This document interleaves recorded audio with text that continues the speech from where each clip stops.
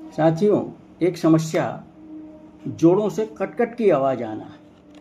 ये मुख्य रूप से 40 साल की उम्र के बाद पहले शिकायत देखने को मिलती थी, लेकिन अब ये एक आम शिकायत हो गई है। और ये मुख्य रूप से कार्टिलेज यानी कि यूँ कहना चाहिए कि जो तरल पदार्थ हमारे जोड़ों के बीच में, हड्डियों के जोड़ों के बीच में रहता है, वह कम बनता है, जिसकी वजह से ये हड्डियों में कट-कट की आवाज़ आने लगती है। इसके लिए हमें हल्दी, अश्वगंधा, कच्ची बमूल की फली, मेथी और सौंठ, इन सभी चीज़ों को समान मात्रा में लेकर बारीक पीस के पाउडर बना लें और भोजन के बाद 1/2 चम्मच यानी आधा चम्मच गुनगुने जल से यदि लगातार 1 माह सेवन करें तो निश्चित रूप से